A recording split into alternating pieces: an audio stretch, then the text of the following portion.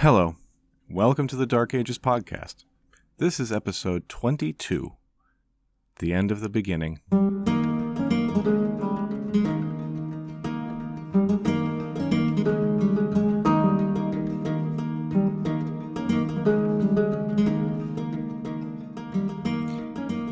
Here we are, ladies and gentlemen, come to witness the end of the Roman Empire in the West.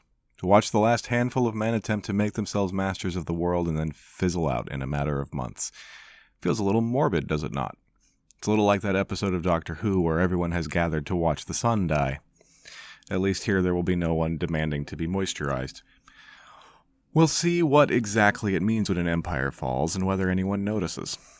And then we'll take a look around the wreckage, gathering fuel for the foreshadowing machine, and look ahead to what I'm calling Season 2. But before we foreshadow, we must call back, and I must remind you of where we stand. I must do this because I have been slightly scattered in my approach over the last 3 episodes, but now it will all come together in one beautiful, harmonious whole. I hope. The main characters that we had left were the Master of Soldiers and actual power in the Emperor, Ricimer, who had just offed his 3rd emperor in a row, Anthemius, and placed a guy named Olybrius on top of the greasy pole instead. You'll remember Olybrius. He'd been up for the job twice before and lost out because of his uncomfortably close relationship with King Gaiseric of the Vandals. This was evidently not what Eastern Emperor Leo had had in mind when he'd sent Olybrius to mediate the conflict between Ricimer and Anthemius, and he refused to recognize Olybrius' elevation. As far as Constantinople was concerned, there hadn't been a legitimate emperor in the West since Majorian, so that's 11 years now. Actually, we're not that sure that Majorian ever was formally accepted by the East either, but he and Leo were named co-consuls at one point, so that seems legit enough to me. We would expect then another period of strife and rancor, surely.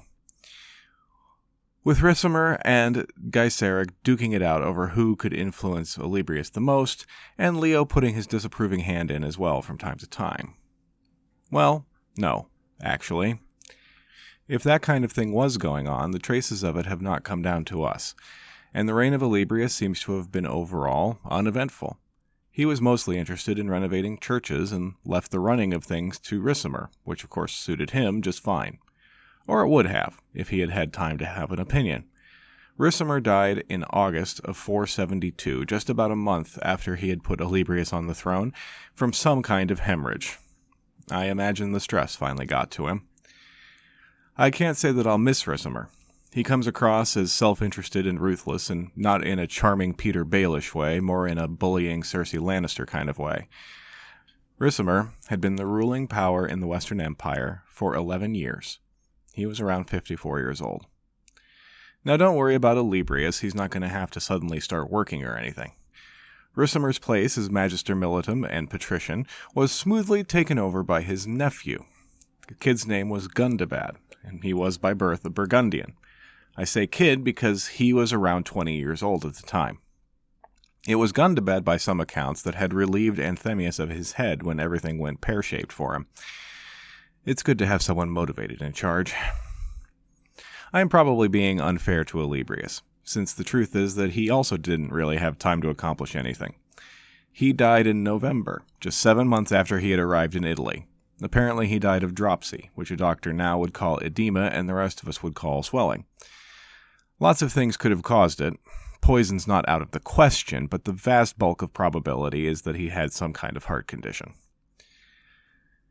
Gundobad showed himself every bit his uncle's nephew, and he dithered and hemmed and hawed for months about naming Olybrius' successor. Eventually he picked the commander of his palace guard, named Glycerius. Now, I am aware that I just introduced and then disposed of a whole Roman emperor in about 400 words. Partly it's because I assume a lot of you have already listened to Mike Duncan and already know quite a bit of this. Partly it's because the thing about the last handful of guys is that none of them had much to do with the actual running of the empire. They're sometimes called the ephemeral emperors. Anthemius was the last one to have anything close to a hope in hell of getting anything done, and he was hamstrung by his short-sighted and power-hungry Magister Militum. But really, I stand by my opinion that once Majorian's invasion of Vandal Africa was strangled in the cradle in 460, Returning Rome to any kind of position of authority was beyond the competence of any man. So let's just set these last guys up and knock them back down. If you cast your mind back to episode 19, King Euric, you might recall that Euric of the Visigoths was having a run of successes in Spain and up in the north of Gaul. In 473, he decided to push for even greater success and sent an army commanded by a general named Vincentius to invade Italy. What his objective was exactly I don't know, since Glycerius dispatched his own army to intercept the Visigoths, defeated them, and Vincentius was killed. Euric instead deployed his forces closer to home, and Arles and Marseille fell to him shortly thereafter, which was a blow for sure, but Italy remained secure. Another threat emerged almost immediately from the opposite direction. Ostrogoths from Pannonia, led by a chief named Vitimer. This was a rival of the Amal dynasty that we had talked about earlier, that had taken up residence along the Danube, and he was looking to find his own place inside the empire's tent. He threatened to invade Italy and win lands for himself and his men, and it's possible that Leo encouraged him. That would not be the first or last time that tactic was deployed by the rulers of the East against the West. Glycerius, though, bought Vitimer off, and the Ostrogoths were redirected to Gaul and Euric's court. What happened next isn't clear. Some authors find evidence in names that come up in later chronicles that the Ostrogoths assimilated into the Visigoths' court and effectively added to Euric's army, while others believe that they were attacked and wiped out. The truth is probably some combination of the two, with the defeated finding a subordinate place inside Euric's court. It's hard to have a good sense of Glycerius personally. He's described by a Byzantine chronicler named Theophanes as a not despicable man, which is nice but not very helpful. As before, the real driver of imperial policy was the Magister Militum, Gundobad. Under Gundobad's guidance, there wasn't even a head fake toward regaining territory, which was noticed and commented on at the time. Contemporaries seemed to be waking up to the idea that the empire was in very real trouble. We may scoff at this, it's about time, but long-term trends are rarely visible when we're in the middle of them. Coins minted by Glycerius are mostly found concentrated in the north of Italy around Milan and Ravenna, which suggests that his writ didn't run as far as he would have hoped. It was equally telling, in a way, that when an opportunity arose for Gundobad to claim the kingship of the Burgundians, he took it and left Glycerius to his own devices. Kingship of a barbarian kingdom had become more attractive and prestigious than effective rule of the Roman Empire. Glycerius was just as unacceptable to Leo in Constantinople as his predecessors had been, and he was finally in a position to do something about it. He had gotten in touch with the governor of Dalmatia, named Julius Nepos. Technically, Dalmatia fell in the West's sphere of responsibility, but the province had been effectively autonomous for some time now. Nepos was the nephew of the former governor of the territory, Marcellinus, who you may remember being one of the competent leaders of the East's attempt to retake North Africa, the one that Basiliscus blew with his fecklessness. Leo may have told Julius Nepos that if he could take it, the western throne was his, or he may have just ordered him to go and get rid of Glycerius. But Nepos was game and gathered a force.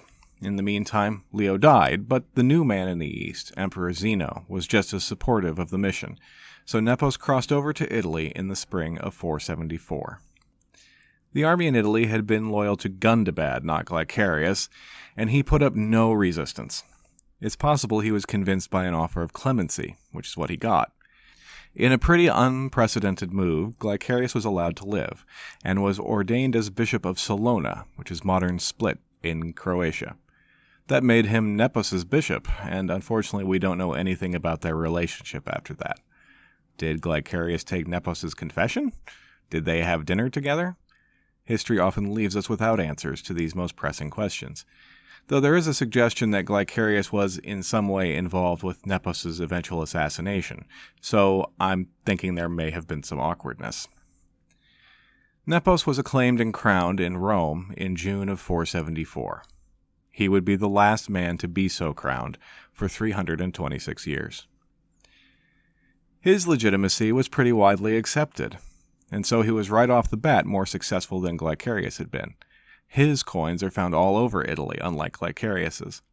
Nepos was also recognized by Syagrius, way up there in northern Gaul, and he negotiated new treaties with his barbarian neighbors, and seems to have focused on improving his position in Gaul.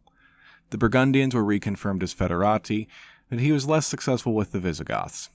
Southern Gaul was still a war zone, and Nepos appointed a new prefect named Ecdicius to force the confident Euric back. If this feels like I'm repeating myself, it's because we covered some of this in the episode on King Euric. Ecdicius did manage to push Euric back from Arles, but didn't have the men to make the accomplishment permanent. So a new treaty was worked out, and for the first time the Kingdom of Toulouse was recognized as an independent entity, like the Vandals in North Africa. It may have just been confirming what was already reality, but its symbolic importance remained. As part of the deal, Euric agreed not to seek any more territorial gains in Italy or in Gaul east of the Rhone, and Provence was returned to Italian control. In return, the Auvergne was ceded to the Visigoths. That was personally problematic for our friend Sidonius Apollinaris, who was captured and held as a prisoner for a short while. He came out of it okay in the end, though, and returned to work as the Bishop of Clermont until his death. Nepos had the same problem that had plagued his predecessors, though. His base of support was too narrow to give him long-term prospects. Having the Eastern Empire's stamp of approval is all well and good, but Zeno was a long way away, and not much practical help from the day-to-day. After the failure in Gaul, Nepos replaced Ecdicius with someone who we've met before. The new Magister Militum was a Roman named Orestes, who we last saw as one of Attila the Hun's secretaries and bodyguards.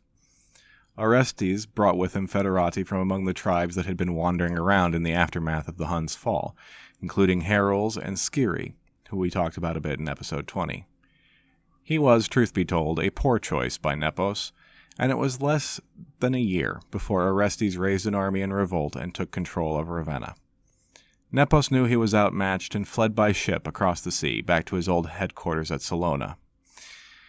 He may have commiserated with Bishop Glycerius there, maybe grown some cabbages. He never gave up on his claim of the imperial title, but he also never managed to do anything about it until he died in 480, assassinated by his own bodyguards. For reasons that aren't necessarily entirely clear, Orestes did not take the purple for himself, and instead placed the diadem on his son's head. The new emperor was named Romulus, often called Augustulus, the little Augustus. And I am not the first, nor will I be the last person to point out the irony that the last ruler of Rome's empire shared the name of the city's founder. There's a reason some people think that fate has a sense of humor, as twisted though it may be.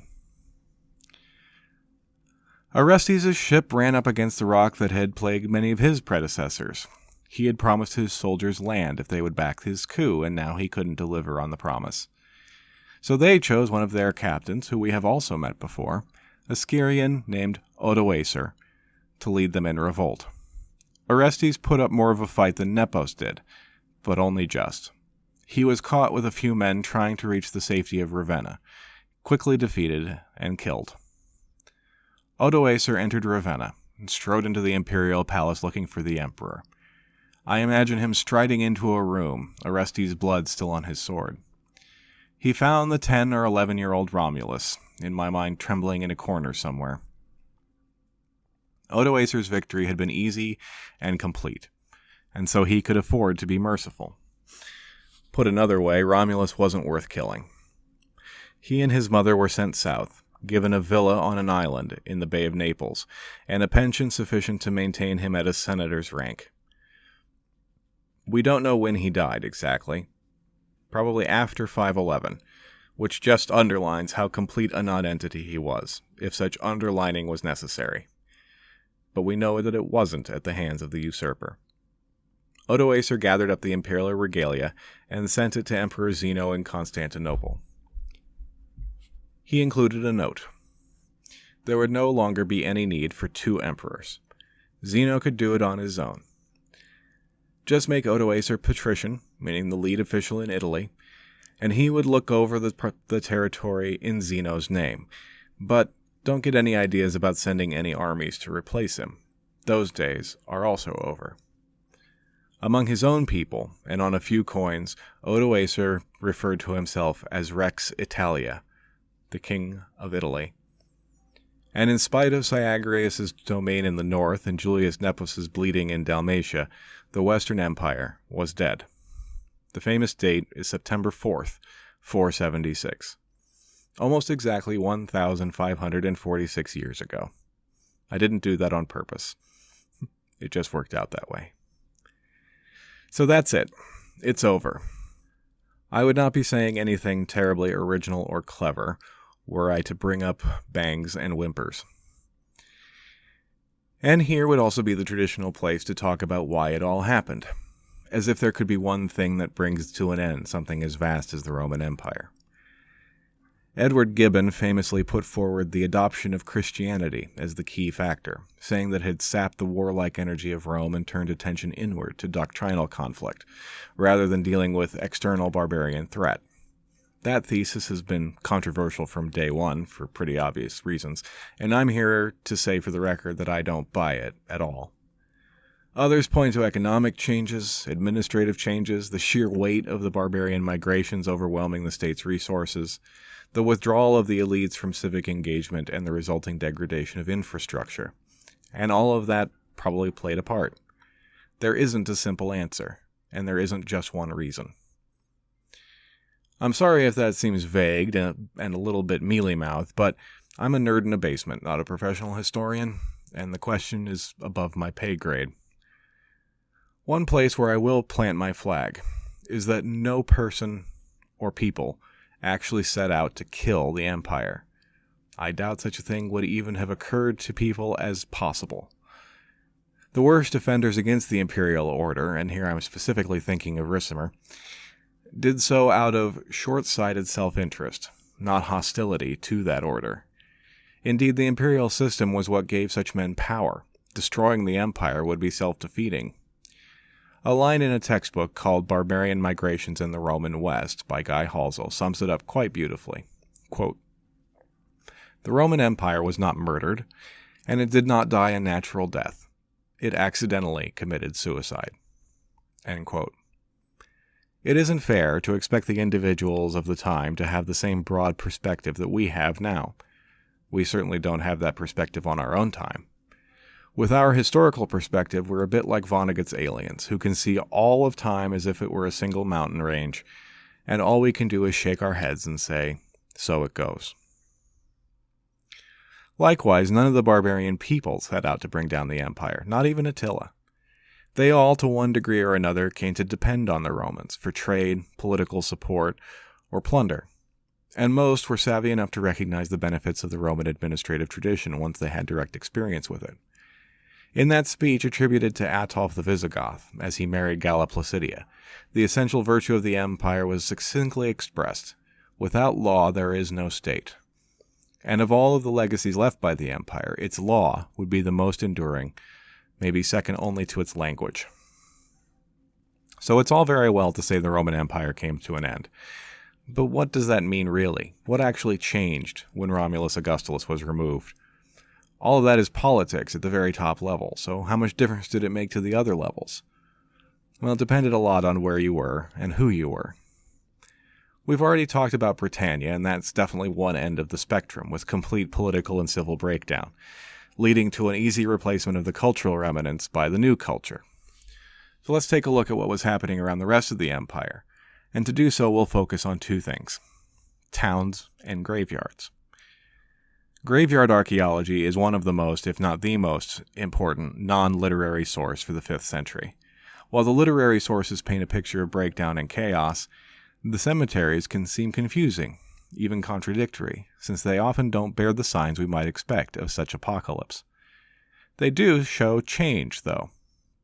Across Western Europe in the 5th century, furnished graves appear, meaning items are deliberately placed on or around the body. This was in sharp contrast to previous Roman practice.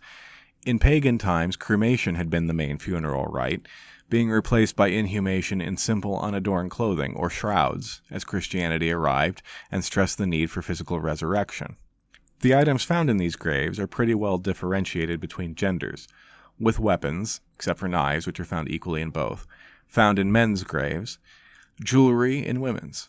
For a long time, these graves were interpreted as those of the new Germanic arrivals, that these were cultural leftovers of Germanic pagan practices filtering into the Roman world.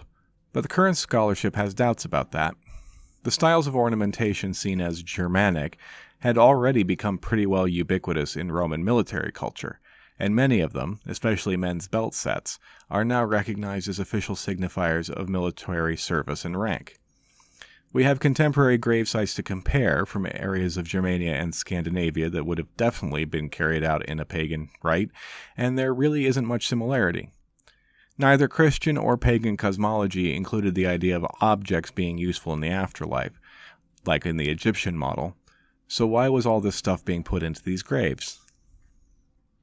The answer can be found in the simple aphorism that a funeral is not for the dead, it's for the living. In almost all cases, across the board, furnished graves make up 15% or less of the total interments in a cemetery, and they're usually found grouped together, suggesting a family connection.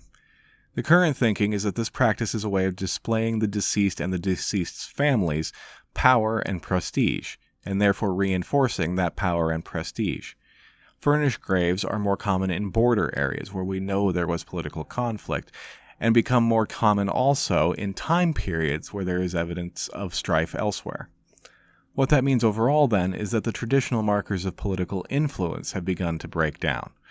The old authority has disappeared, and the aristocratic families have found themselves without the automatic prestige that imperial connection used to grant them. The new game in town is now entirely military and almost entirely barbarian. So in order to convince their communities, and maybe themselves, of their continued relevance, families bury their loved ones with anything they can that will associate them with the new authority and the new sources of legitimacy. Many of the bodies found in these graves are probably of Germanic descent, but many others of them are perhaps scions of old Roman families who have had to change the face they show to the world. The new power was Gothic or Frankish, and if you wanted to stay powerful, then you would do your best to look like a Goth or a Frank. The funeral display also emphasizes the local nature of the new structure. There used to be little point in this kind of thing since the people you needed to impress weren't around day to day. They lived in the urban centers, or in Rome, or in Ravenna, or wherever. Now, the big man may be coming around pretty regularly, so it pays to look important in a very immediate and practical way. And on the other hand, it also pays to remind the hoi polloi who their betters are on a regular basis, since the patina of imperial authority was no longer available to fall back on. Horizons had contracted significantly. We see this contraction in other parts of life too. Pretty consistently across the empire, and the public spaces of the towns fall into disuse. Fora, those central squares that had been the heart of social and political life, were in some places built over by local elites. In others we see them converted into cemeteries or even rubbish pits. Urban life, as in Britain, sees a significant contraction as the population becomes more rural. That doesn't mean all buildings stopped by any means, but there is a clear shift, and much of the new building is centered on churches. The shift in society's values were clear, from the civic to the religious, from the urban to the rural, from the national, that's an anachronistic word in this context, to the local. By way of an extreme example, when Aquileia was refounded after it had been razed to the ground by Attila in 453, the new city limits included the footprint of the old cathedral, but not that of the Forum. There was variation in this pattern, of course, from one place to the other, but that's the general pattern. Some people like to say that commoners wouldn't have noticed the loss of the empire, but to me the evidence says otherwise, as does just common sense. Even if they wouldn't have understood the mechanisms of the change, they would have noticed the changes. Prices changed, landlords changed, the rhetoric that their overlords used changed. Saying they wouldn't notice is reductive and underestimates the intelligence of the average person. That may be a pet peeve of mine, but I thought it was worth pointing out. So by way of an end-of-unit review kind of thing, let's take a flying tour around the empire and see the situation as we leave it, and as a preview of what comes next. Britain is lost, devolved into a patchwork of rival warlords and petty kings, soon to be colonized and remade by the Angles, the Saxons, and the Jutes. Across the Channel in northern Gaul, the so-called Domaine of Soissons clings on to a vaguely defined territory between the Loire and the Somme, maybe further east. Its ruler Syagrius is nominally Roman, but in practice is propped up by Frankish fighters, and it won't be long before the Franks make their move. Meanwhile, in the remote and forested lands to their west, refugees from Britain are creating a new entity called Brittany. South across the Loire, King Euric the Visigoth is supreme in his capital at Toulouse. The Visigothic kingdom is the largest of the new kingdoms, with borders at the Loire and the Rhone in Gaul and stretching all the way across the Pyrenees to claim control, at least on paper, of most of the Iberian Peninsula. His Gallic lands boast the most intact Roman administrative system, which has simply shifted its loyalty to the Visigoth elite and given Euric greater control and revenue collecting abilities than most of his neighbors. In the south, in Hispania, things are more chaotic, and for the moment the Visigoths treat the land on the other side of the mountains as hinterland to extract tribute from, rather than to really rule, so most of Spain is in the day-to-day control of local government. City life seems to have survived longer in Iberia than elsewhere, so local control has centers that it can work from. The exception is in the northwest, where Suevi kings still hold on to power and exert some central control, but they've been living on borrowed time, and won't be able to cling on too much longer. The remaining section of Gaul and parts of Noricum belong to the Burgundians, for whom fortune's wheel has perhaps spun the fastest, swinging between independence and subjugation with a quickness that's hard to keep track of. I haven't spoken much about them, which is a regret, and one that I am probably not going to correct. Yet further south, past the Pillars of Hercules, we find that Moorish rulers are engaged in carving out small kingdoms in the power vacuum left by the Vandal invasions. We don't know much about these, not even exactly how many of them there were. Most of the evidence for them is in the form of inscriptions, and these show an intriguing mix being formed of Roman tradition combined with those of the Desert Raiders, with some rulers even claiming the title of emperor, at least over their own patch. Meanwhile, Gaiseric remains king of the richest part of Africa, the elder statesman of the Mediterranean now. He presides over a society that remains culturally Roman. Indeed, it's commonly noted that if we relied on archaeology alone, the Vandal invasion would be completely invisible. But his presence and his naval power will keep the Vandals relevant and threatening well into the next century. In Italy itself, Odoacer now sits as the ruler of something called the Kingdom of Italy. The senatorial class remains, landed and rich, but Odoacer has an army to reward as well as a kingdom to run, and will have to find a way to do both without losing the support of either, while fending off the predations of raiders from the north, east, and south, as well as the disapproving gaze of Constantinople. I haven't talked about what's been going on in Constantinople for quite a while, and to be honest, that's not going to change much. I don't plan on talking too much about the Eastern Roman Empire, or Byzantium as we have come to call it, because I've got enough plates to keep spinning, number one, and number two, I could never hope to compete with Robin Pearson's History of Byzantium podcast. Go check it out if you haven't, and let him know I sent you. He doesn't know who I am, but it's worth a shot. Just know for now that the Eastern Empire has been through its own rough patch, but will come out of the 5th century in okay shape.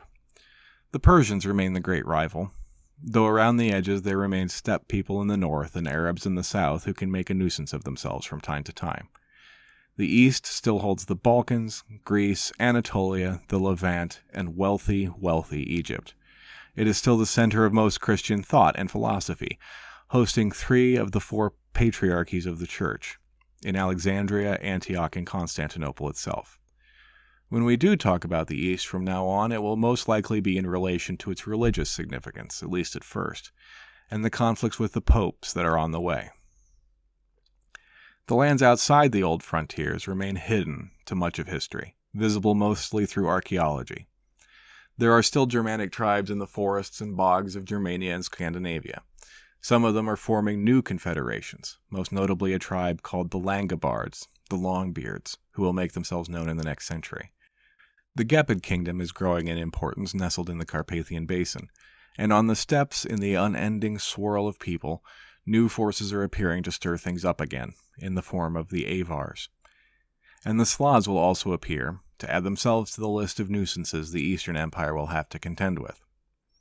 The next century will be the story of all of these people coming to terms with the new realities of life, and finding a way to blend together the old Roman ways and the old barbarian ways, and make them into something new. That brings us to the end of this first season of the Dark Ages podcast. I'll be honest, this took many more episodes than I expected it to. 22 episodes to cover about 100 years. But looking back, I'm more conscious of things that I left out than things I shouldn't have put in. I've mentioned before that I've been planning to take a hiatus to catch up on reading and such things, as well as implement some of the changes and upgrades I have in mind. I'm looking at about 6 weeks off, which will put my date of return at October 24th. That is, like all dates and plans in these parts, a soft date. I'll try to let you all know how it's going through social media. Now, as to the question of content, I haven't completely made up my mind about the order in which I want to tackle things in the next season. The general idea is to focus on the 6th century in the way this season has been more or less focused on the 5th.